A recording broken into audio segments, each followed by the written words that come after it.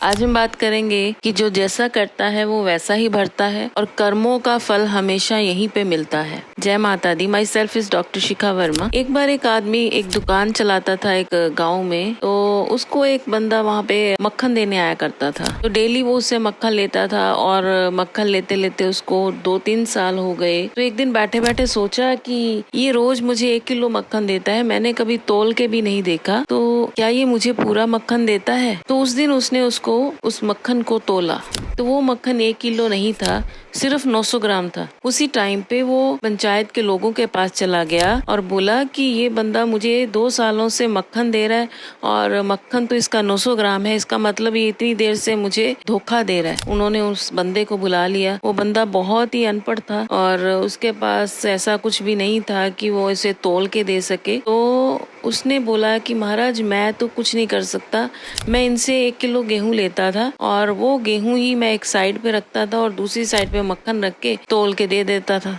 उसी टाइम पे दुकानदार को समझ आ गया कि जो मैंने किया था, अगर मैं गेहूं इसको 1 किलो पूरा देता तो ये मक्खन भी मुझे पूरा देता। वो बहुत ही शर्मिंदा हुआ और अपने घर चला गया। ऐसे ही एक आदमी एक ऑफिस में काम करता था और वहाँ का वो मैनेजर था और एक दिन उसके बॉस ने उसको बुलाया और उसको आके बोला कि तूने ये काम नहीं किया, या कुछ भी ऐसा कुछ गलत सा इल्जाम लगा के उसको डांट दिया। मे बी उसको पहले से गुस्सा आया हुआ था, तो मैनेजर को गुस्सा तो आया, पर वो क्या करे, वो उसके सामने बोल नहीं सकता था, क्योंकि अगर वो बोलता तो वो जॉब से निकाल देता। वो बाहर आया मैनेजर, उसको गुस्सा आया, उसने वहाँ के जो अपने से छोटा स्टाफ था उनको डांटा। जब उनको डांटा तो वो भी उसके सामने कुछ नहीं बोल पाए, उनको गुस्सा आया, उन्होंने अपने वॉचमैन को डांटा। वॉचमैन ने भी सुना क्योंकि वो उनसे छोटा था, तो वो बोल नहीं पाया और उसने आगे जाके अपनी पत्नी को डांट दिया। पत्नी को जब डांटा तो उसने सोचा कि मैंने तो ऐसा कुछ किया ही नहीं, आज इनको क्यों इतना गुस्सा आया हुआ है। तो उसने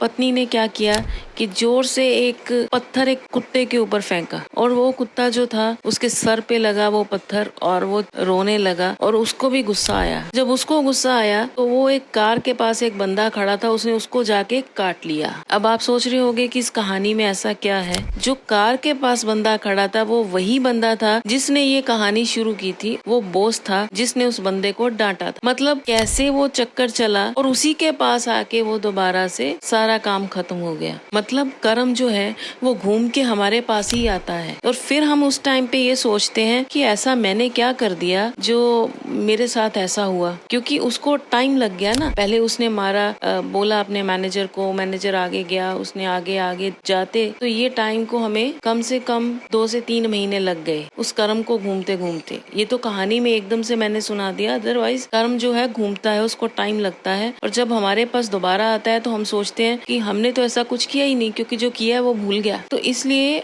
अच्छे कर्म करो और ये सोच के करो कि जो मैं कर रहा हूँ वो ही चीज मेरे पास वापिस आनी है और वो तय है।